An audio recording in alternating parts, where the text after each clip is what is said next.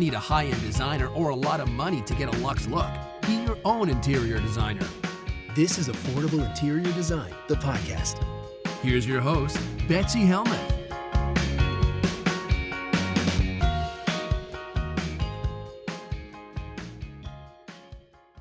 Hello. Those of you watching on YouTube can see that I am no more moved in than I was last week. There's so much going on, guys. One of these days, I'm going to style the shelves of this cottage. One of these days, I will take you on a tour and I will be so proud. But for now, I am just so tired because we have a lot of paint fumes in our house, a lot of I don't know. I don't even know what they're doing. They're skim coating the walls now for the wallpaper, so there's dust everywhere. So I'm leaving the windows open and it is absolutely freezing outside. So I'm in my big polar fleece onesie every night and I leave the windows open because I need some airflow. I am just choking on dust. I wake up sniffly, so I open all the windows and it is like being in a tent. It is like camping. There is all this chirping. Last night at 4 a.m., there was this vicious howling, like some local dog was being eaten by a wolf. I don't even know. But, damned if I do, damned if I don't. Do I close the window and just breathe in toxic fumes? Do I open the window and not sleep and listen to the wilderness outside? Now, at least I'm safe and sound inside. And it does feel like I'm in a little tree house because we're in the middle of the woods. Now that the leaves are gone, I'm starting to see some neighbors, but you couldn't see them before. And they certainly can't, it's very private, very private. I take a bath. I don't even close the drapes or blinds. I know, very private. It's nice. Very different than Westchester, where I was on 0.13 acres and my neighbors watched me make dinner, watched me watch bad reality shows. I watched them make dinner. I heard every discussion. I felt like I was back in Brooklyn, but at least in Brooklyn, we weren't side by side. I was on a corner unit, so we just faced a busy street and we were all stacked on top of each other. So we could hear each other, but nobody could really see me in my big polar fleece onesie stomping around.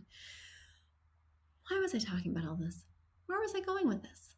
I don't know. I'm not sure. I'm delirious because I am not sleeping. Everything's going to be fine.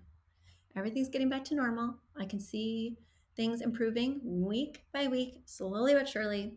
But I'm hanging on by a thread and I have such compassion. I've always had empathy for my clients, right? Moving into a new space, living with zillions of boxes, feeling uncomfortable, waiting for a couch for 2 months, dealing with supply chain delays. I have empathy.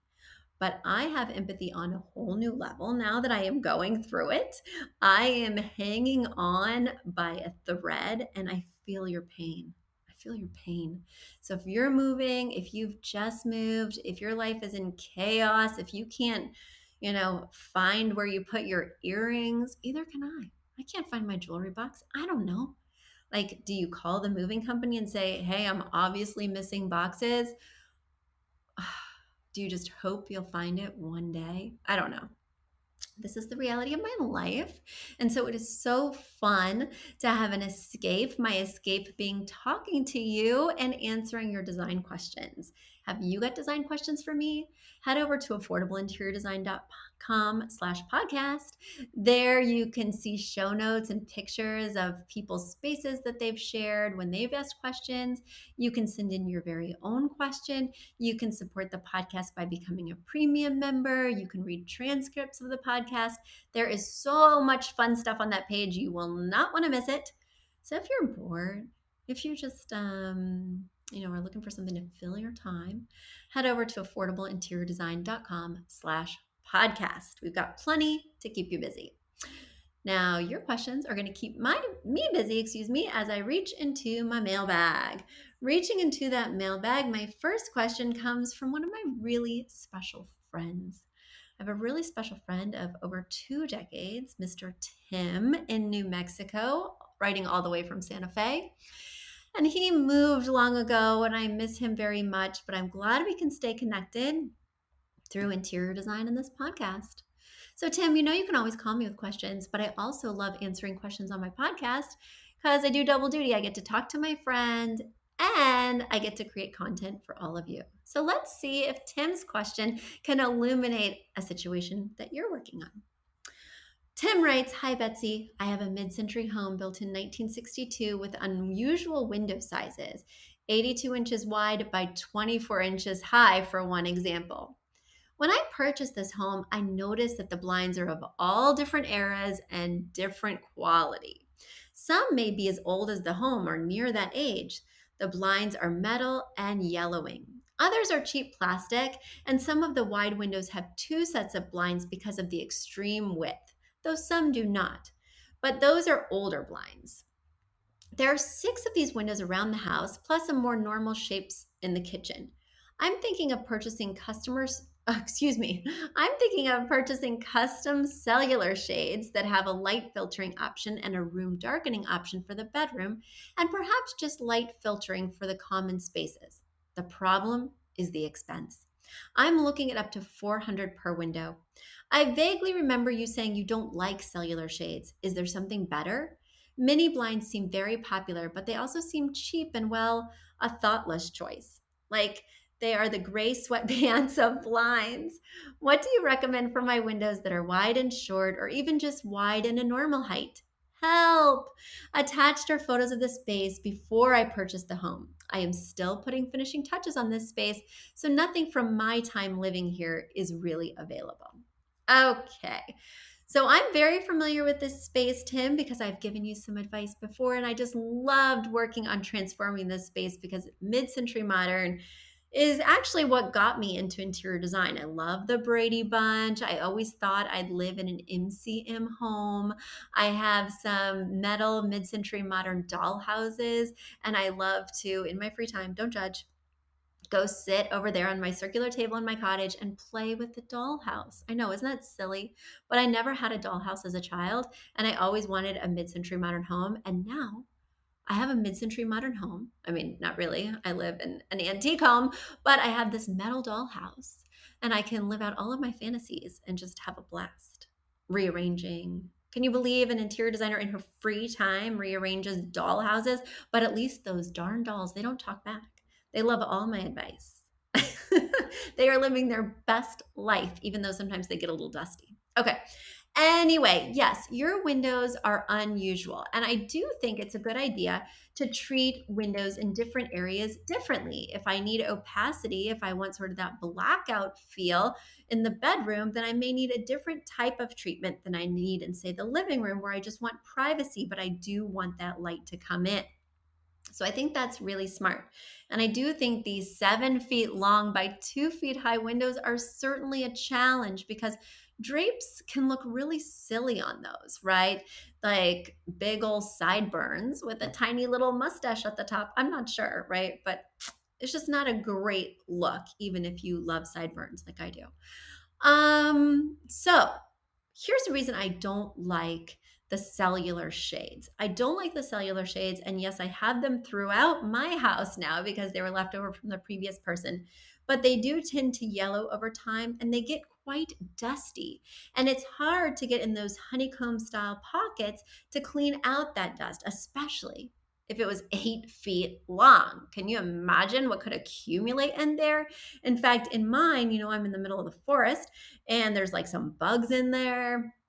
I had to take off all the cellular blinds and shake it out because there's like some dead whoozy what's it's in there. They are just not my favorite. If I can't take a damp cloth and wipe off my blind, I'm really not into it.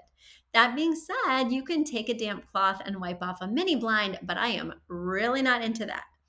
I love a natural woven shade, but that may not be the best solution here because they have a big header, like a Roman blind. And so you're going to lose a lot of that 2 feet of height with that large header. So for me, that's a no-go.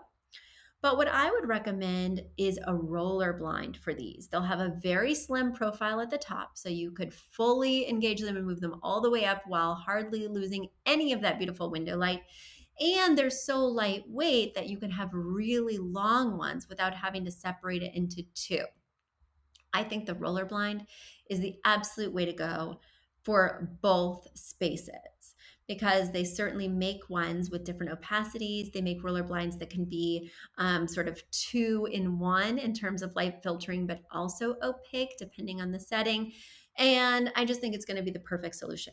Now, when I'm selecting a roller blind, I don't choose anything pure white because it can look dirty so quickly. So I may do like a very pale gray, something lighter than the wall color if the wall color is gray, or a very pale off-white if the wall color is a little bit deeper than that. But the problem with white is it just shows every imperfection. There's absolutely no room for issue. And if you're worried about this investment, then we want to make sure we have a lot of longevity. So I love to get samples of the window treatment. Typically, they'll have some small swatches there. I take it home and I put it through the ringer. In fact, I am looking to get a chair and I'm looking to get a dining table, and they had samples of the materials.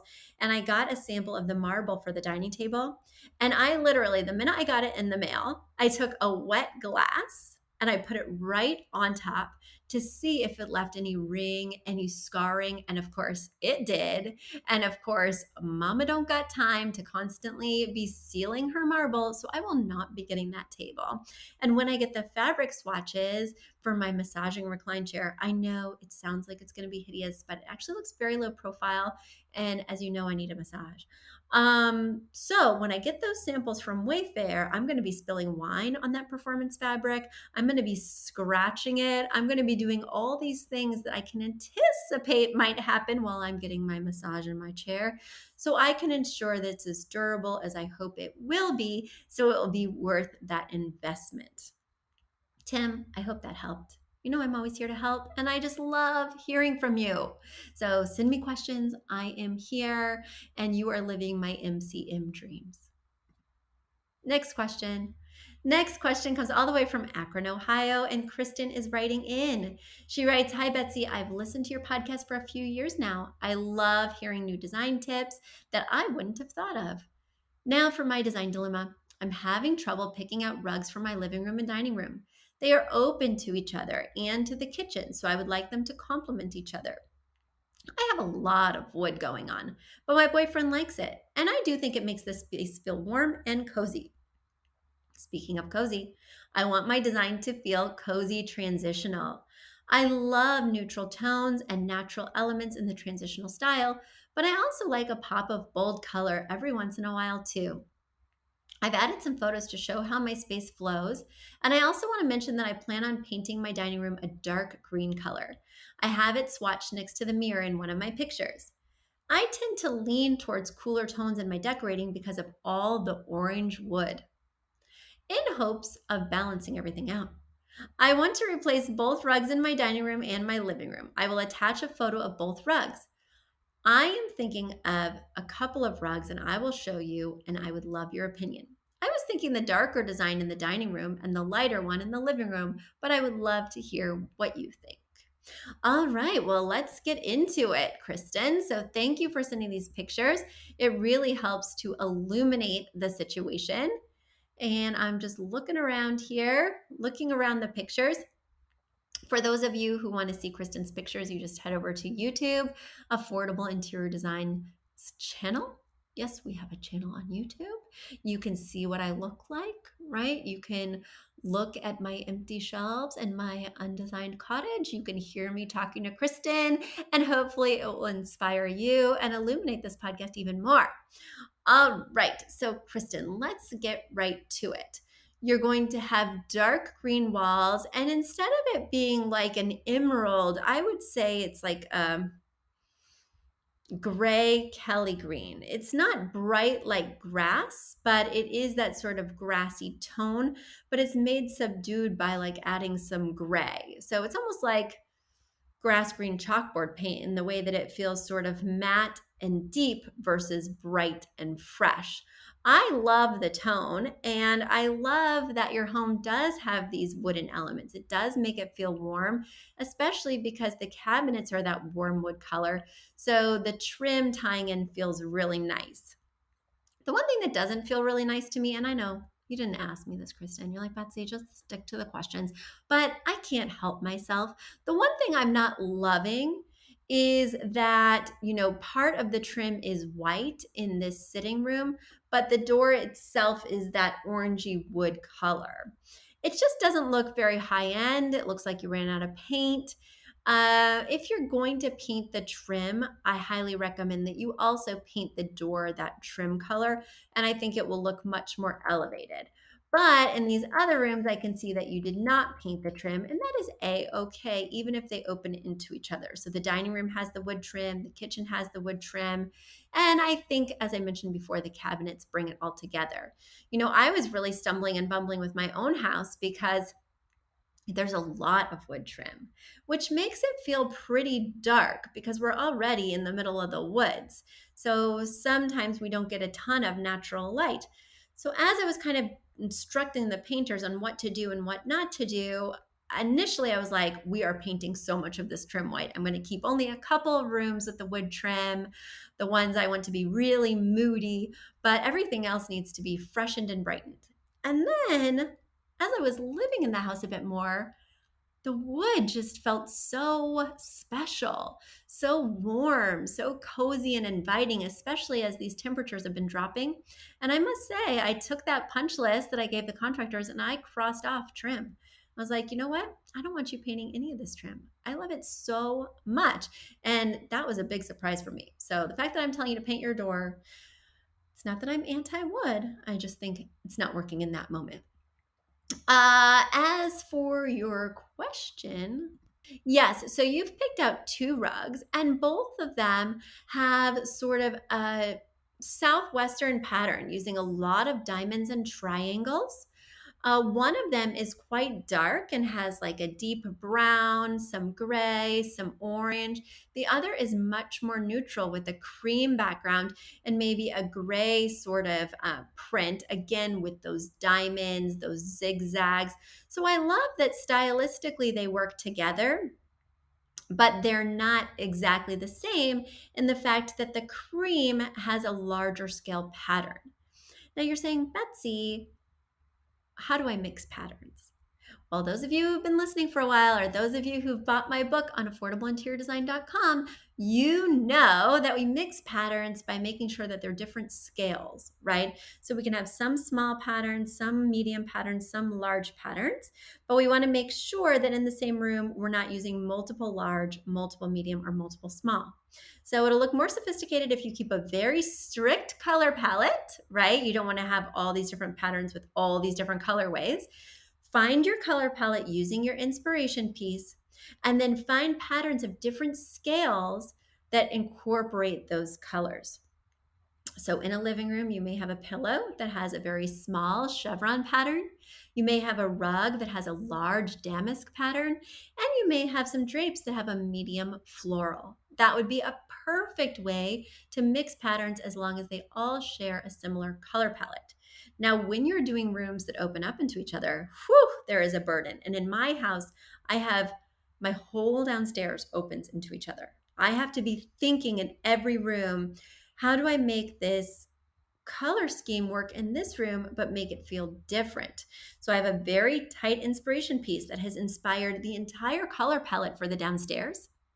And as I'm moving through the rooms, those 60, 30, 10 colors, that color palette that I'm using, the 3 tones that I pull from the inspiration piece, but I use in different doses, 60%, 30%, 10%, they are changing throughout this space. So in the TV room, I'm using navy and gold, like that tamarind orange gold color. That is my 30%. The navy is my 60%, and I'm using pops of teal. As we segue into the living room, I'm flipping the script, right? So I'm still doing the 60% navy, but now I'm doing 30% teal, 10% tamarind orange gold.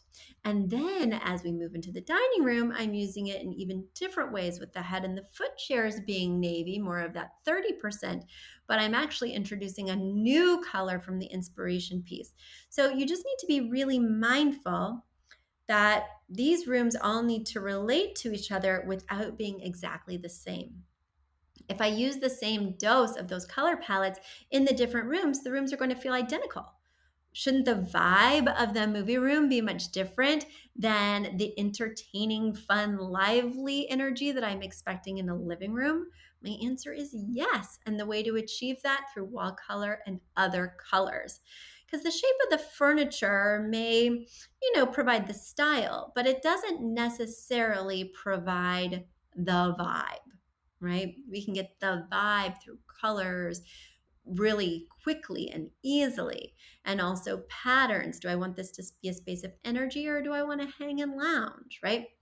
So I love that you've been mindful of that. Only one of these rugs has true Roy G. Biv colors.